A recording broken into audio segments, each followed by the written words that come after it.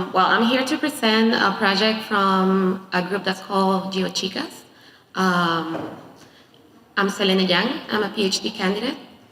Also, I'm going to say this right now. I'm really nervous. I haven't given a talk in English in a while, so. I'm from the National University of La Plata in Argentina. I also work for an NGO in Paraguay that works with, we're digital rights advocates. And this project has nothing to do with my work. It's only about my interest of life and my research from my PhD. So I want to start by telling you who we are. Geochicas, it's a group of women, all volunteer. We're over 200 women from 22 different countries, most of them Spanish-speaking countries, but we've also, from last year, we were at a conference that's called Phos4G in Dar es Salaam, Tanzania, and we started to talk with more women that are English-speaking women. So the group is getting bigger and bigger, and we're now trying to escalate from just Spanish to also English. How we started is I started researching I started to do some research for investigating for my PhD project, and I needed to map some things, and I didn't want to do it with commercial mapping tools. So I asked around what was the open source alternative to this, and many people pointed out to OpenStreetMap. So at that time I was living in Argentina, and I got into the community in Argentina, and there were around 72 men and only like 3 women in the group. Shocking. And I was really active because I was starting to learn everything for mapping, and I kept asking and asking things. And one time, I don't know if many of you use Telegram, but you can share stickers there, like our emojis. And one guy posted something that said we should have a map of whorehouses and something else. And I told them and then you wonder why aren't there not more women in these kind of groups? And and the guy told me, and you wonder why you get called feminazis. I don't know if you're familiar with the term, which is Nazi feminist. Also, I'm a feminist and a human rights activist. So after that, I started to talk to other girls from the region to see what their experiences were in this subject and how they felt in the community. I was about to get out of the community just because of that. The guy just apologized real quickly. He only said oh, I'm so sorry, I didn't mean to offend you, but whatever. So the community invited me to go to something that's called State of the Map. To State of the Map, which is the regional and international conference for OpenStreetMap, to talk about my experience. And there I met some other women from the community that had gone through the same kind of experiences, right? So that was back in 2016 in Brazil, and we were just 3 women. And now, as I was telling you, we're over 200 and in 22 different countries. And we're not only with the OpenStreetMap community right now, we're also with the OSGeo community. For those who are not familiar with that, is the Open Geospatial Foundation that works with open geospatial softwares, basically. And again, for those also who are not familiar with OpenStreetMap, it's the alternative collaborative open initiative, and that has more than 4 million users, a lot of GPS points on the map, a lot of nodes, and more than 1,000 collaborators. Also, the thing with this is that only 3% of those collaborators are women. So we believe that in the map, the data that it's being collected is completely biased, gender biased, by fact. So we believe in the map as something that's not only a representation, like a static representation of territory, but something that is in constant state of being. And it's not only the representation, but it's also a social practice that comes with all the knowledge and all the background that we have, and when we map something, it's not only an objective point, a GPS objective point, it's charged with our subjectivities and how we think it should be mapped. So every node has, for example, tags that reflect what that node is. So for you to find a church, you need to put the point there, the node, and then put the information that that's the church. The same happens not only with churches, but also with, for example, women's services centers and things like that. So if you only have 3% of women mapping, it means that only 3% of women, of collaborators, are mapping things that are of our interest. So that's basically why we do it. And we also are a community that wants to empower women in order to have more projects in the community that are led by women and that are focused on women. We also want to enlarge the OSM Women's Network because, again, as I was telling you, we're mainly in Latin America and Spain, and also Dios Geo Network now. Have more participation of women in OSM and in tech activities, create more spaces in which we can discuss the role, the representation, and participation of women, because we don't see that women should be there as a number, but we also want to analyze what are women's, I'm sorry. Thank you. In decision making spaces, what's the role of women in these communities, and also the representation of their interests, not only in the map, but also in the community agenda. We want to also discuss better codes of conduct, because this is something that, as I was telling you before, it happened. This was born after someone called me feminazi, so that's completely wrong for us. And also we want to create more relevant geospatial data. As I was telling you, you can have a lot of data, but not so much diversity in it. So, for example, there's something that you go and you do a query on the data on OpenStreetMap, and you can find more than, I think, 1 million car repair shops mapped, but you can only find like 2,000 feminine hygiene points of, I don't know how to say this in English, where you can find feminine hygiene products, basically. Or you can have, I don't know, pick whatever kind of establishment you want, but if you want to go check if you can find center that it's like, that works with gender violence, for example, with victims, that's open. We don't use any kind of data that's enclosed. You can only find like 3. So that's why we do this, because we believe that, again, data is super subjective and that we need to be there in order to find more things, in order to create more things and edit and curate more things that are of our interest. I want to show you a couple of projects that we have before I go to the main project that I was invited here to talk about. This is a feminicide map from Nicaragua. This was for 2017.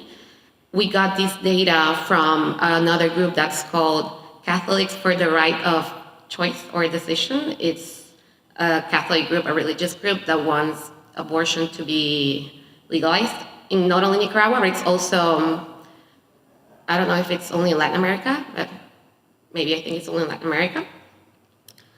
This is another project that we created, which is a survey in the community to understand gender representation and how it affects the behavior of women in the community.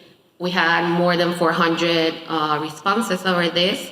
It was translated in 5 languages, and it's a lot, like, it's really long. I'm just gonna show it real quickly.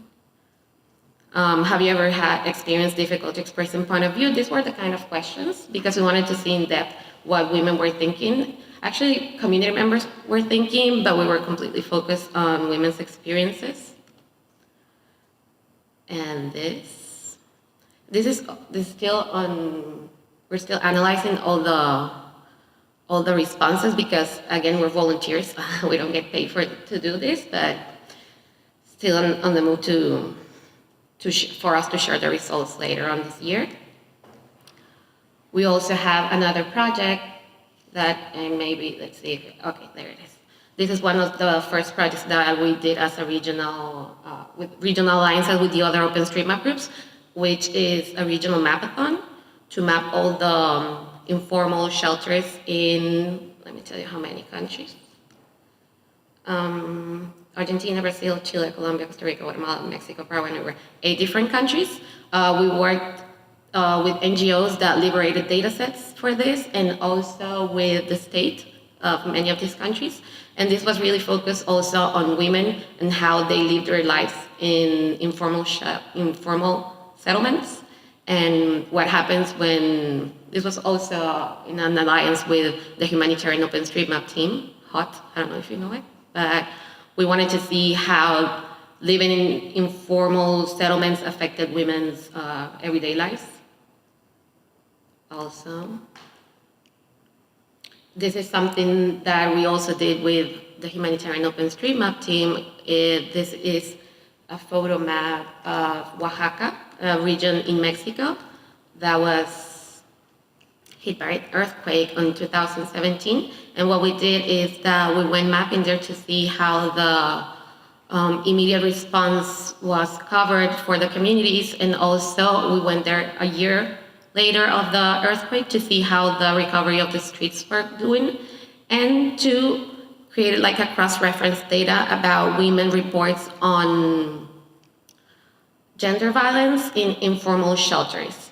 This is an ongoing project still, so we still don't have all the data, but we finished collecting the data and we're still analyzing it, but maybe by the end of this year as well, it's gonna be out there.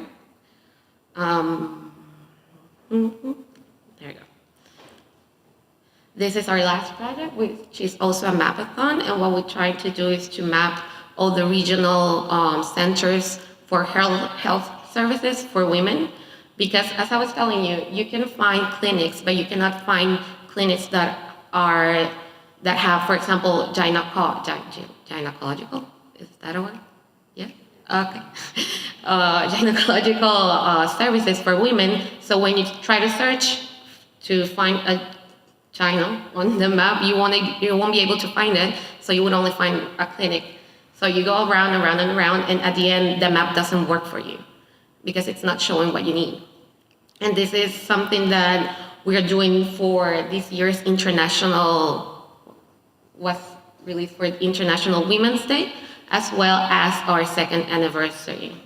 And we're doing this in Spain. Right now we have data sets from Spain, Mexico, Paraguay, and we're still waiting to get more information from Argentina as well, and so many other countries, but most of them in Latin America.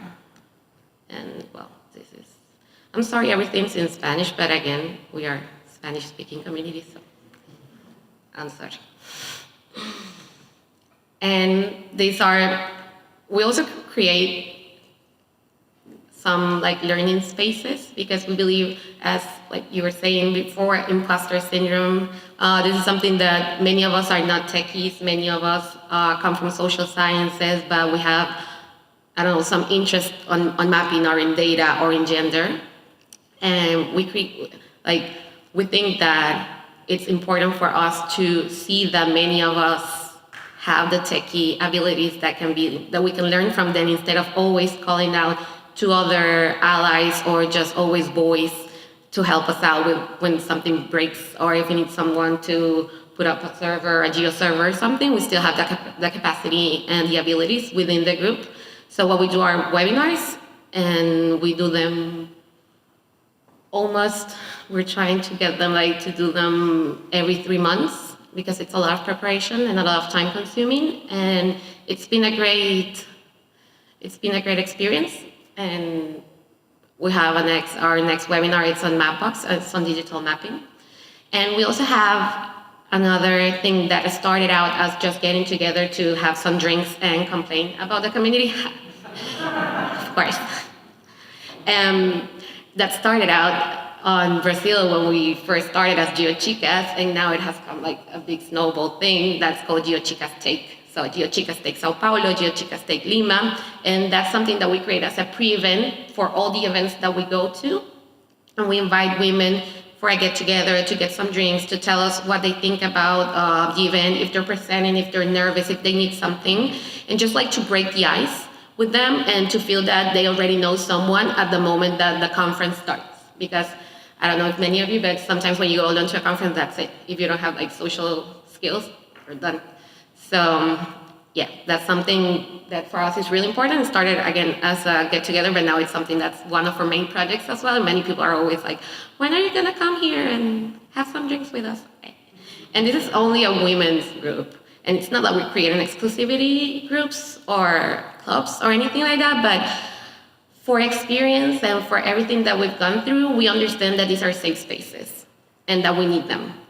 And I'm sorry for the milk, but if you want mixed activities or anything, you have the whole community, but we need these safe spaces for us. And now to what brought me here, it's the Streets of Women. This was a project that initially started in 2018 around International Women's Day. And what we try to do here is to gather information about nomenclature of the streets and why they're named after, no, how many are they named after men or how many are they named after women.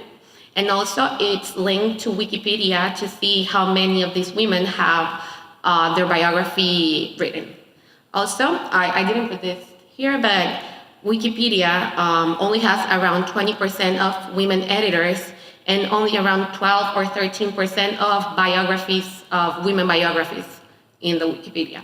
So for us, this was one of our first projects in which we completely allied with another organization to formulate this project. And this is how it looks like. Also, I just want to say, we created this project, but I'm not the technical head of the project, so I'm just going to tell you a little bit of how we did it and show it around and maybe answer a couple of questions. But if you have more techie questions about this, I can direct you to the person who has all the techie knowledge. So this is the map. These are the cities that we've done. And you're going to see that Argentina has many more cities, but because it's a really big mapping community, and it has Buenos Aires, Resistencia, Rosario, and you have Bolivia, Cuba, which amazingly has the biggest percentage of streets named after women. Who would have thought? Spain. This is something that we did in Spain. It's interesting because it's not only data sets that we gathered from OpenStreetMap, but I don't know if it's municipality. They contacted us because they wanted to give us their data sets that were already clean and completely in shape for us to use them. And so we have Badalona and Barcelona in Spain. We have Mexico, the city of Mexico, Asunción, Paraguay, of course I live there, hey. Peru, and Uruguay. And it looks a little bit like this. Maybe we can.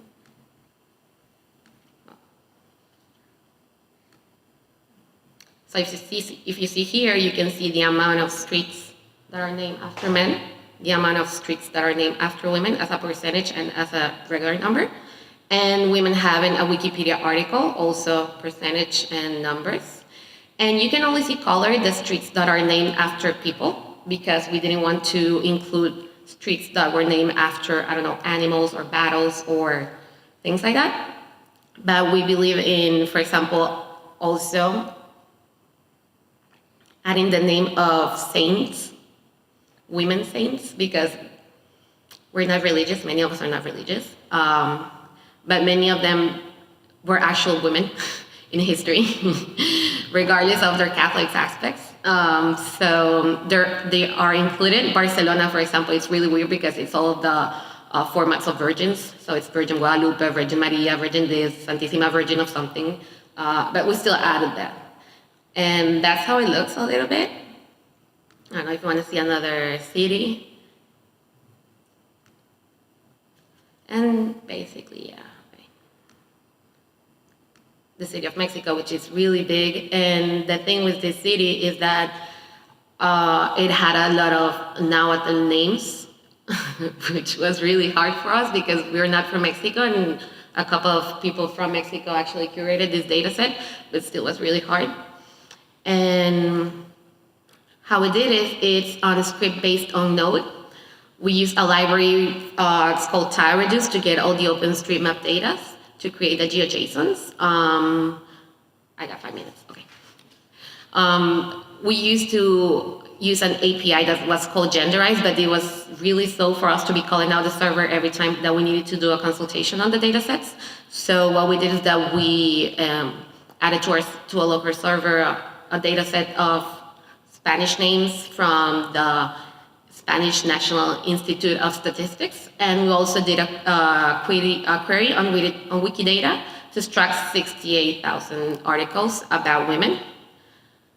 And these are how we do it. We select the cities that we kind of know, or that we know someone is there, because we always, for us it's important that if we don't know the city, there's gotta be someone local to tell us that, yes, this is the name of the street, this is something that happened to us in Argentina, that there was a street that was called Esmeralda, that's a woman's name, but that was actually a street named after a battle or after a battleship, so we had to take it out and this and that, so yeah.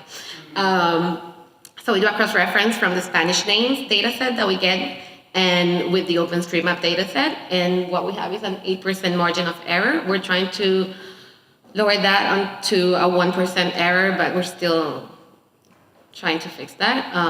Then we filter the streets by male or female names, taking out the names that are not of people. Then we manually clean the data sets, and that's like, you need to get a drink, sit, good light, and start doing it, because it's not easy, it's not nice, but we do it. And also the last part is that we generate the GeoJSON to compare it again and start painting out the streets of OpenStreetMap. And then we upload the results to our GitHub. We're trying to get to GitLab because I know GitHub's now from Microsoft, and that's something that we're still trying to change. And that's all. Thank you.